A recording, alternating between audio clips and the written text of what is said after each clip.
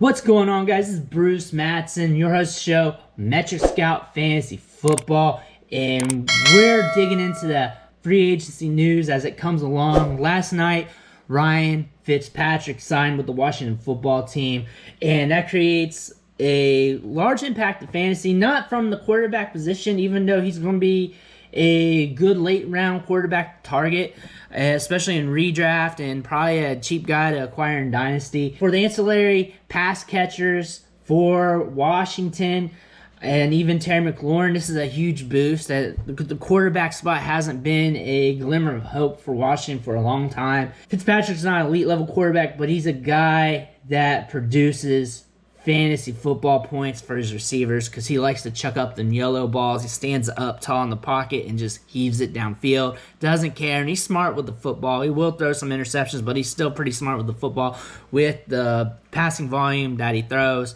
Terry McLaurin will obviously receive a good boost. His value instantly went up last night. As I read social media, everybody was excited about that, and rightfully so. He had a 25.5% target share last year. That ranked 10th among all wide receivers, and he had 1,318 air yards and 41.2% of the air yards for Washington, and on top of that, he averaged 9.8 yards average depth of target. I imagine the ADOT will go up with Fitzpatrick throwing the yellow balls, and I imagine him keeping that target share and that share of the air yards.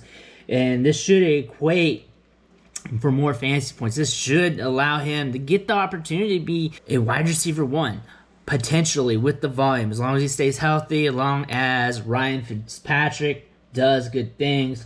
Also, look for Washington to bring in another wide receiver, maybe through free agency, but probably through the draft. This is a good draft for wide receivers, as we've known, as we've been covering wide receivers this year. But Terry McLaurin flew under radar last year with good production, very good production premium, and this is a year where we should expect him to step up with Fitzpatrick. We should expect Fitzpatrick to do well with the Redskins. The Redskins should do well due to them having a tremendous defense. They made the playoffs last year in an ugly NFC East division, and it should be very competitive with the Cowboys this year with Dak back, but it should be open for them for the taking if Fitzpatrick plays well. Antonio Gibson is another player that could see a rise in value, along with McKissick, because the passing game is just going to be better. And Fitzpatrick checking it down when he needs to. He's not a guy that checks it down too often. He's a guy that stands in the pocket and throws it deep. But again, he hasn't had guys like McKissick and Gibson to rely on.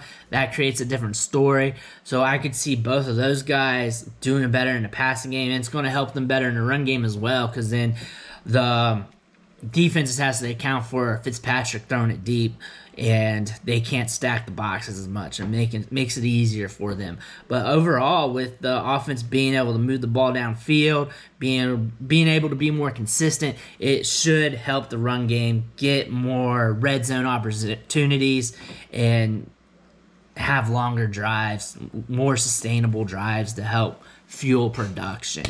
And I am buying Terry McLaurin this year. I have him already in a lot of dynasty leagues, and redraft, I want him on my teams as well. I'm willing to pay a premium. I feel very good about him this season, along with Gibson. He's falling in the third round in redraft, which is a very cheap price point for a guy who gets that kind of volume in the passing game. And I look at that as a good addition to my team, especially if I went running back receiver with my first two picks and Gibson with my third or whatever. But I'm on the Antonio Gibson train. I'm on the Terry McLaurin train. I'm always on the Fitzpatrick train. He's the yellow ball guy. He chucks it up. He makes fantasy football fun, and you can't go against him.